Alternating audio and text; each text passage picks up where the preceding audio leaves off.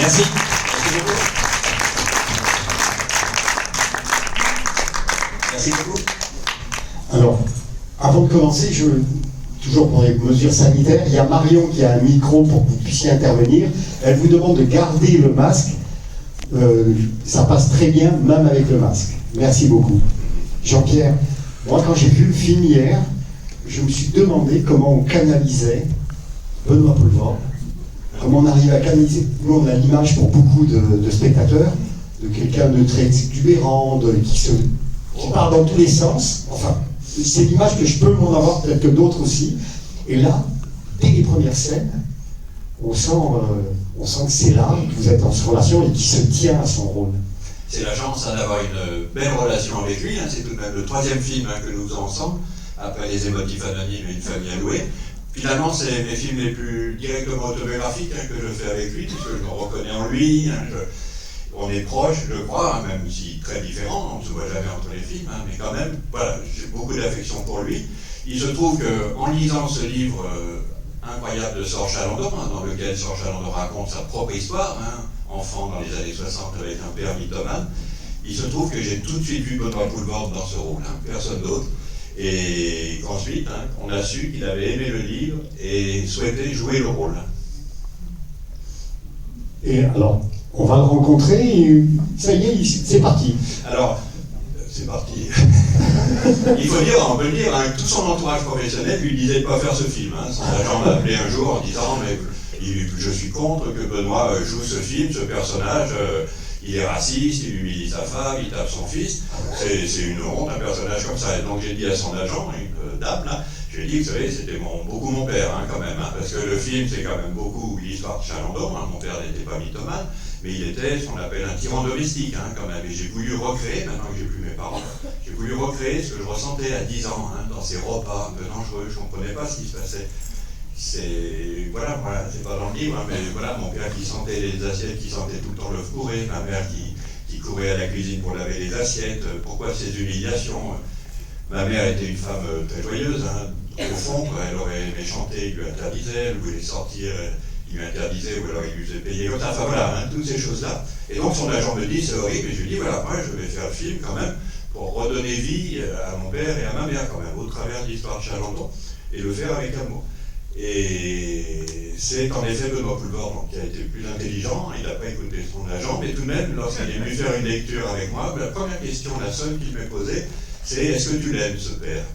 Et j'ai dit oui, vraiment je vais le filmer avec amour, je ne suis pas procureur, il ne s'agit pas d'excuser les travers, les violences, mais il s'agit d'en voir l'humanité, comme de lui, de la mère et du petit garçon. Et qu'est-ce qui fait famille dans tout ça? Qu'est-ce qui fait une névrose famille? Donc, à partir de là, il savait qu'il pouvait y aller, Et puisque le producteur est là, et oui, profitons. Comment est-ce qu'un producteur, sur un sujet pas facile, avec un Benoît Poelvoorde, à la limite, on a envie de lui faire peut-être autre chose, pour un producteur, comment est-ce qu'on accroche et qu'on dit, on y va, banco? Moi, j'avais lu le livre, il se trouve que Jean-Pierre on se connaissait, mais j'avais lu le livre, et je ne savais pas que Jean-Pierre avait lu aussi. J'avais acheté les droits du livre sans metteur en scène, sans auteur, donc je ne savais pas à qui je confierais ce projet. Et c'est Jean-Pierre qui a su que j'avais les droits du livre, qui m'a appelé, on a déjeuné, il m'a raconté son histoire et comment il voyait cette adaptation. Et tout de suite, je me suis dit, mais c'est de peine que Jean-Pierre. Et il se trouve que Benoît m'avait fait également dire par son agent qu'il avait adoré le livre. Voilà. Et donc, avec Jean-Pierre, on savait tout de suite que c'était Benoît et que le livre, on partait. Voilà, et le trio était fait, producteur, metteur en scène et acteur principal. Comment on achète les droits d'un livre? On a envie de savoir. Mais écoute, on contacte l'écrivain, c'est un grand écrivain. Sorge, il a écrit beaucoup de livres et il a beaucoup de lecteurs. Et j'ai contacté son éditeur, j'ai demandé à rencontrer Sorge et je l'ai convaincu que je pourrais en faire un film. Et après, on a rencontré Jean-Pierre avec Sorge. Et Jean-Pierre a parlé à Sorge de sa vision du livre et comment il voulait l'adapter. Et après, c'est parti. Voilà. Il a une vision après de l'adaptation que vous faites. Vous la faites avec une Muriel Magellan. Voilà, vous la faites à deux. Voilà. Il a une vision, il a dans les droits que vous lui donnez, qu'il donne, et après il peut intervenir ou pas du tout. Il fait confiance. Il nous a laissé vraiment une grande liberté. Dès le premier rendez-vous, je lui ai dit, d'abord combien j'aimais son livre, mais vous savez, dans le livre, peut-être qu'il y en a certaines qui l'ont lu, mais il traite de son enfance, mais aussi de l'adolescence. et davantage de l'âge adulte que dans le film, dans l'épilogue. Et je lui ai tout de suite dit, moi je ne ferai que l'enfance. Je me reconnais dans le personnage de l'enfant et je veux traiter de ça. Comment on fait à 10 ans avec tout ce qu'on ne comprend pas, des conflits entre les parents, des accès de violence de papa, de la soumission de maman, et puis même de la violence du monde, de la guerre qu'on entend quand on parle à la télé, qu'est-ce que ça doit être aujourd'hui. Mais, donc voilà, c'est l'enfant, et ce sera un point de vue de l'enfant, donc ça il l'a accepté. Et puis, d'ailleurs, quand il a vu le film, il s'est tourné vers nous, il m'a dit, c'est en effet, c'est plus les parents que les miens. Le livre est plus dur que ne l'est le film, parce que chez lui, il n'y avait pas d'amour, comme il le dit. La mère n'était pas du tout aimante, et moi, la mienne l'était, et donc c'est vraiment ce que je voulais montrer aussi. Et puis moi, vraiment, bon, c'est avec le recul, mon père est mort il y a longtemps maintenant, mais j'y vois tellement de souffrance, quand même, de désarroi chez ces hommes-là. Vous savez, on renvoie beaucoup aujourd'hui, je ne sais pas ce que vous en avez pensé, mais qu'aujourd'hui, ce serait sur les réseaux sociaux. C'est des complotistes, des gens qui sont tellement dans le ressentiment, dans la frustration, dans l'échec d'une vie, qui reportent la faute aux politiques, à la société, aux riches, je sais pas, aux Arabes, aux Juifs. Enfin, vous voyez, mon père était quand même dans ce délire-là, parce que c'est un délire, quand même. Le racisme, je pense, c'est un délire. Enfin, mais en même temps, il fallait lui rendre son humanité. Allez, une première question dans la salle. Bon, je tombe la piste. Marion. Monsieur. Oui. Mais il y en aura une deuxième. Oui, bonsoir. Bonsoir. Moi j'ai une double question. Une question à Jean-Pierre Méry. Je voulais déjà savoir comment Benoît Poulvord a préparé son rôle et qu'est-ce qui a amené Benoît Poulvord à être intéressé pour jouer ce personnage-là. Et je voulais aussi vous poser comme question, je voulais savoir, est-ce que ça fait longtemps que vous êtes rendu compte que vous vouliez adapter ce roman au cinéma, et qu'est-ce qui vous a intéressé sur le projet, et qu'est-ce qui a fait que vous avez eu envie de faire ce film? Merci.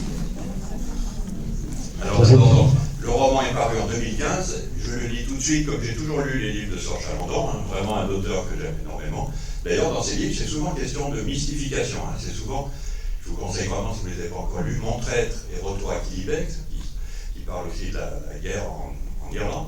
Et c'est toujours des histoires d'un personnage qui se fait avoir aux fictions d'un autre. Il a même fait un livre qui s'appelle La légende de nos pères, l'histoire d'un grand résistant de la guerre, dont on s'aperçoit que c'était tout pipeau. Mais ce livre-là, son père était encore vivant, et c'est quasiment sur son père. C'est comme moi, je n'aurais pas fait le film de mon vivant. Son prochain sur son père aussi. Et le nouveau qui sort à la rentrée littéraire, Enfant de salaud, revient sur le père pendant la guerre. C'est pas joli, ça, moi je le fais pas, je sais pas si toi tu veux le dire. C'est trop mal. Et donc voilà, donc vous voyez, une immédiate évidence pour moi en lisant le livre. Alors est-ce que c'est parce qu'il est lyonnais comme moi, mais pas seulement, on est chauvin, mais quand même pas à ce point, mais aussi parce que j'y retrouve tellement de choses de l'ambiance familiale. Encore une fois, mon père n'était pas mythomane, tout ça c'est l'histoire de Chalandon. Donc on y a vu tout de suite un récit à suspense, ce petit garçon excité comme l'était Chalandon. C'est pas mal non plus d'avoir un papa qui vous entraîne, qui vous raconte des histoires le soir, qui est très disponible, qui vous entraîne dans ses aventures. On croit à son papa, quand on a 10 ans, on croit à ses parents, on les met sur un piédestal, puis c'est la fin de l'enfance après qui fait qu'on voit que ce sont des pauvres êtres humains, comme moi, comme tout le monde. Et donc voilà, une évidence. C'est pour ça que quand j'ai vu Olivier, je me dis, je voudrais vraiment le faire. On peut le dire quand même, pendant le déjeuner, Olivier, qui était si touché par le livre comme moi, m'a dit, mais tu sais, Jean-Pierre, je pense le réaliser. Et donc, non, mais je l'ai joué classe. Sur le moment, j'ai dit, ah, t'as raison, mais c'est bien, intérieurement, je l'ai défait quand même. Et grâce à Dieu, il m'a rappelé 3 mois après, en disant, non, donc je suis très reconnaissant. Mais voilà, c'était une évidence, et c'était bien qu'on soit liés comme ça par une nécessité, et Poulvord aussi, une difficulté quand même, le rapport au père, pas facile. Poulvord, pour la première question, qu'est-ce qui l'a intéressé dans le scénario, comment il s'est préparé? Je crois qu'il avait à voir aussi avec ça, le rapport au père. Père fort absent, père parti très vite. Vit seul avec sa mère. Voilà, il a toujours vécu seul avec sa mère. Est-ce qu'il avait lu Benoît Poulvord? Oui, il avait lu et beaucoup aimé. Comment il travaille son texte pour nous qui sommes extérieurs à ça, il y a quand même des scènes très très fortes dans l'appartement. Comment il travaille son texte? Déjà, on fait une lecture ensemble, le plus important avec les acteurs et les actrices, y compris le jeune acteur, Jules. Moi, je travaille toujours de la même façon avec les jeunes acteurs et les adultes.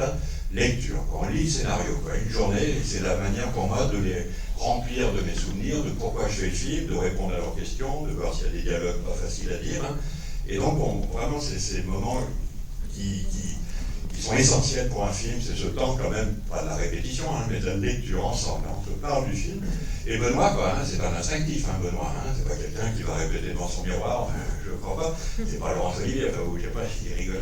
C'est un instinctif, mais il me fait confiance quand même. Hein, et je vous dis, quand j'ai répondu à sa question, est-ce que tu l'aimes, ce père, que je lui ai dit oui, évidemment, et que lui, je l'aime, Benoît, il savait qu'il pourrait y aller, que je l'accompagnerais. Mon travail de direction d'acteur, c'est accompagner l'acteur dans des choses plutôt noires. Mais je sais pas ce que t'en pensais, ça me révoltait quand même, hein, cet agent qui avait dit c'est impossible de faire un rôle pareil, qu'est-ce que pour l'image de Benoît.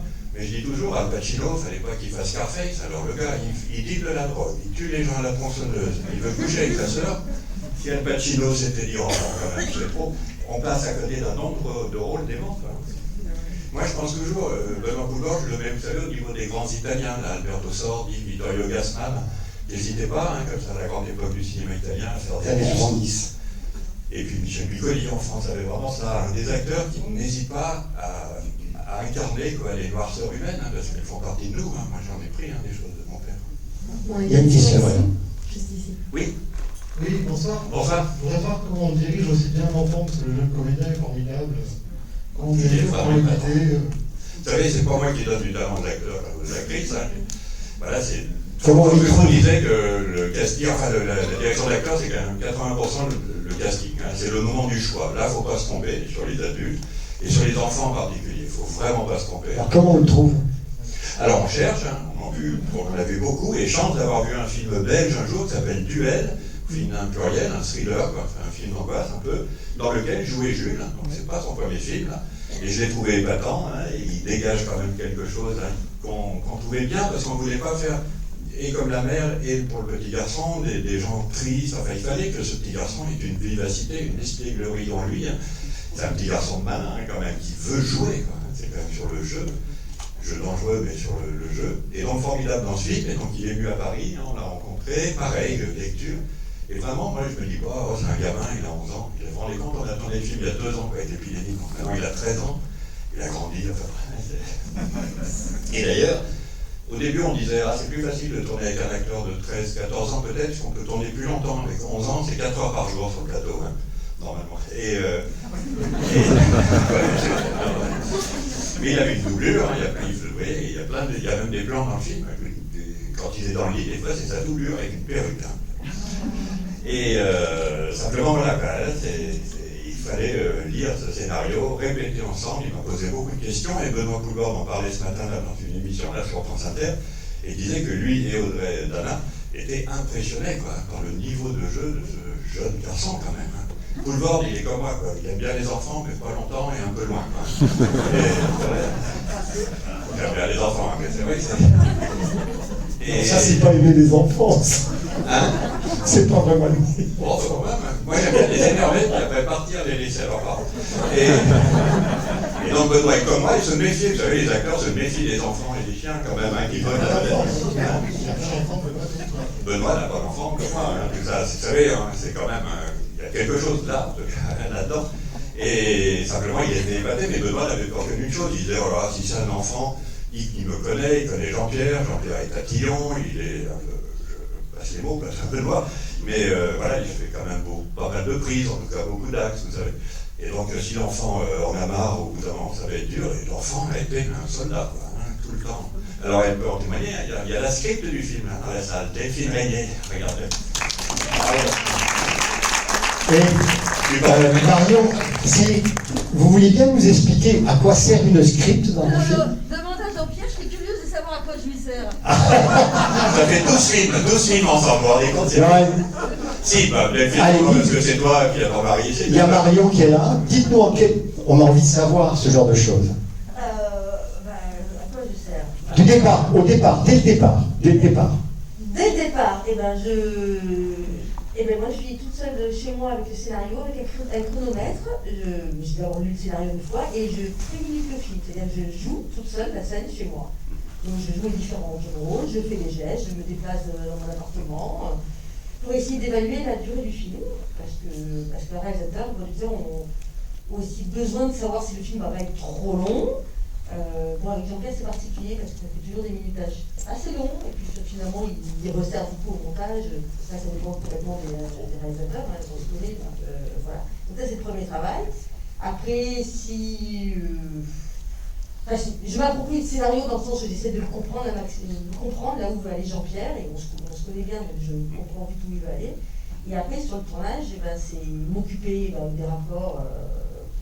Les repas, pendant les repas, Voilà, les histoires de verre plein, pas plein, toutes ces problématiques qu'on voit après d'une manière terrible si c'est mal fait. Quoi. Voilà, c'est tous ces petits rapports. Et après, ce que je dis toujours, enfin moi, ce qui m'intéresse le plus dans le métier de script, c'est que je considère que la script est là pour aider le réalisateur à rester toujours sur ses rails. Puisqu'un réalisateur, il a un cap, c'est une vague, il a le sens de son film. Mais c'est vrai qu'au moment où on tourne plein de petits plans, de petits bouts, tout le monde est en train de s'occuper de faire la meilleure lumière, le meilleur décor, le meilleur maquillage, et pose plein de questions au réalisateur pour faire les choses au mieux. Et la script, pour moi, est là pour surtout veiller à ce que le réalisateur, malgré tous ces petits trucs dans tous les sens, ne va pas dérailler. Et parfois, j'en bête sur Pierre en disant Pierre, est-ce que tu crois que je pensais que. C'est vraiment une collaboration à la mise en scène. Hein. C'est vraiment la plus proche collaboratrice à la mise en scène. Le chef opérateur, par exemple, est dans sa lumière, sa caméra, et donc plus il avance plus plan par plan, séquence par séquence. Delphine, plus comme moi, des fois on me dit mais finalement vous faites quoi réalisateur? Vous n'êtes pas caméraman comme Claude Lelouch, vous ne faites pas la déco, j'en suis bien incapable. Je ne suis pas script, j'ai fait une fois, c'est un cauchemar. Mais réalisateur, au moins, c'est celui qui a le film dans la tête, qu'il a vu avant de le faire. Sans trouver le choc, mais qui disait mon premier jour de tournage, mon film est fini. Ouais, pas vrai, mais quand même, il faut l'avoir dans la tête pour pouvoir dire les choses. Et en effet, Delphine, parfois, alors c'est pas toujours le bon moment, des fois, moi je suis hyper anxieux, hein, donc je suis dans des trucs, elle vient me voir, non, pas maintenant, Delphine, pas maintenant, hein. Et bien elle le dit quand même, ça j'admire son courage.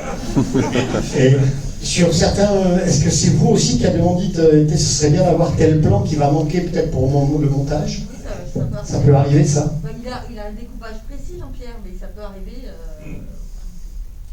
Puis des coups de mou des fois, hein, c'est vrai, des fois, hein, coup de fatigue, on n'en peut plus. Pas cette fois là, avec Benoît, mais quand même, des fois, tu te souviens, on avait fait L'Homme qui rit avec Depardieu, et c'est vrai que j'aime vraiment beaucoup Gérard Depardieu, mais quand même, il est épuisant. Et je me suis arrêté toujours, il disait, oh, on a encore une scène avec Depardieu, là, je commence à fatiguer, je suis pas aéromable et tout ça, et elle m'a dit, Jean-Pierre, il est juste derrière nous. Et comme il entend tout, après, c'est. Combien de temps le tournage? Là, alors, c'était 35 jours, hein, 7 semaines, voilà, hein, c'est budget, hein, du lundi au vendredi, du lundi au samedi, comment ça se passe? Du lundi au vendredi. Tourner à Lyon, en effet, donc hein, ça, moi, je ne pouvais tourner nulle part ailleurs qu'à Lyon, hein, c'est vraiment tourner beaucoup dans les quartiers d'enfance, hein, vous savez, les jardins ouvriers, là, hein, pour ceux qui connaissent Lyon, je sais pas, hein, mais la Croix-Rouge, Fourvière, la colline de Fourvière, et puis le Vieux Lyon, et ce dont j'ai profité à Lyon, vous savez, c'est cette architecture. Vous avez vu, moi je ne voulais pas faire, hein, on ne peut pas apprécier, hein, mais ce n'est pas une reconstitution historique. Hein. Vous avez vu dans les rues, par exemple, c'est un parti pris mise en scène, hein, on n'aime pas, mais il n'y a personne quasiment. Hein, pour que le film soit un peu décalé, mental. C'est fort dans la tête du petit, dans la tête du père, mais on est quand même dans un monde imaginaire décalé. Hein, l'histoire est là en fond. Est-ce que c'est important que ça soit la période de la guerre d'Algérie ou pas du tout? Ah oui, c'est quand même important. Ben ça, c'est aussi lié à Chalandon. Il faut toujours rendre à Chalandon ce qui est à lui. Hein. Et puis, pour moi, ça a beaucoup compté parce que quand, après les crises, on disait à ma mère, avec ma soeur, mais pourquoi il est comme ça, papa? Et pourquoi il a ces violences? Et c'était toujours, il a été traumatisé en Algérie. Et moi, je croyais que c'était la guerre d'Algérie. C'était un peu la légende familiale. La guerre d'Algérie, en fait, c'était pas la guerre d'Algérie, mais c'était dur quand même. Il avait 20 ans en 1945 quand il a fait 2 ans de service militaire. Et 45-47, vous savez, il y a eu déjà beaucoup d'événements, dont Sétif. Et ma mère racontait, il a vu notamment un consul qui a été émasculé, on lui a mis les testicules dans la bouche. Enfin, moi, comme j'avais 10 ans, je visualisais ça. Et vous voyez, à 60 ans, les films que je fais, de toute façon. C'est le trauma, mais dont on fait quelque chose. Non, parce que c'est. Ce qui est étonnant, c'est que. Je me suis demandé si c'est parce que vous vouliez qu'on soit vraiment dans la peau de l'enfant, c'est qu'on démarre le film, 61, le putsch, les généraux, toute la guerre d'Algérie, pour plein de gens qui vont voir le film, ça représente rien. Et je me suis demandé, est-ce que c'était vraiment une volonté de vous? Vous auriez pu faire au tout début du film un carton pour expliquer le contexte. Non, pas du tout. parce que comme notre parti pris, c'était vraiment le point de vue de l'enfant, quoi. Et on est, j'espère que vous avez vécu le film comme un enfant, c'est-à-dire quand on est enfant, on n'a pas tous les tenants et aboutissants. Quand on regarde la télé, les enfants ne savent pas pourquoi la guerre en Ukraine, enfin au Karabakh, ou faire le Moyen-Orient. Donc il fallait être comme l'enfant, c'est-à-dire on a des bribes de choses qui nous viennent, mais on ne comprend pas tout. Donc il ne fallait pas avoir, me semble-t-il, une lecture historique du film. C'est la lecture d'un enfant. Alors on nous a dit parfois, mais pourquoi vous ne le faites pas en contemporain? Il faut dire que l'idée du mérite. On ne peut pas dire que les financiers se sont précipités sur le sujet. C'est sa foi, quoi, et sa croyance dans le film qui a permis de le faire. Mais on nous disait des fois, et en contemporain, et c'est vrai que le père, comme je vous disais, aujourd'hui c'est un complotiste, il appelle à la décapitation de Macron, et le petit garçon, comme tous ses enfants, serait à faire avec la violence, l'épidémie, c'est la fin du monde, maman, papy va mourir, enfin, c'est ça quand même l'enfant, c'est faire avec quand même un monde d'angoisse, il faut faire sa route au travers, non? Est-ce qu'on peut parler aussi du rôle féminin d'Audrey Dana, la mère? Parce que, quelque part, dans le dernier plan, on comprend mieux la mère. Et peut-être c'est le rôle principal du film. Je crois que c'est les trois, vraiment, mais elle est essentielle. Dans le livre, c'est une mère, la mère de Sorge, encore une fois, très effacée, très soumise, vraiment complice quand même, et absolument pas aimante, consolante pour le petit garçon. Et moi, je voulais représenter ma mère, comme je vous l'ai dit. Et c'est dur pour une actrice comme Audrey Dana, que vraiment j'apprécie beaucoup parce que je savais qu'elle y mettrait de la vivacité, elle a beaucoup d'énergie intérieure, elle est jolie, et il y avait quelque chose de ma mère quand même, qui avait, comme je vous le disais, cette joie de vivre intérieure, cette vivacité. Mais pour une actrice à qui vous dites, à qui le réalisateur dit, alors là vous allez jouer ma mère, l'actrice se dit, oh non, c'est pas vrai, il va m'embêter tout le temps, parce qu'il va me dire, non, maman faisait pas comme ça. C'est risqué, on s'est vraiment bien entendu avec Audrey, parce que c'était important pour nous de rendre la complexité, c'est quand même des humains, c'est compliqué quoi, une famille c'est compliqué, c'est inextricable, ça se fait à trois, la grosse famille. Et ma mère, c'était à la fois soumission, peur de mon père quand même, de la violence quand même, ça fait peur. Et puis aussi quand même, voilà, quand on dit elle devrait ouvrir la porte quand il lui fait faire des exercices militaires la nuit, c'est pas si simple. Moi, j'avais déjà fait un film sur la violence conjugale il y a une quinzaine d'années pour la télévision, et toutes les femmes battues que j'ai pu rencontrer, quand même, ne partent pas au premier coup. Il faut partir au premier coup. La première gifle, il faut partir, mais personne ne part. C'est pas parce qu'on se dit, elles se disent, c'est un mauvais passage, il va s'arranger, je l'aime. Moi, c'était vraiment la clé, c'était quand même cet amour qui existe. On voit notamment devant Michel Simon à la fin. Donc il fallait que tout ça se mêle. Mais c'est vrai que c'est des femmes qu'on peur. Ma mère avait aussi une obsession du regard des autres. C'était en permanence, que vont penser les gamins, les voisins. Et quand comme ça gueulait beaucoup chez moi, mais c'était tout le temps, mais arrêtez, taisez-vous, que vont penser les gens, quoi. Donc finalement, on s'en fiche. Et puis une force de déni, et comme dit Olivier souvent, le déni sauve quand même, mais toujours après les coups, c'était, mais c'est pas grave, ça va s'arranger, il est mal, et puis il a été traumatisé en Algérie. Et on sent bien qu'il raconte son histoire beaucoup.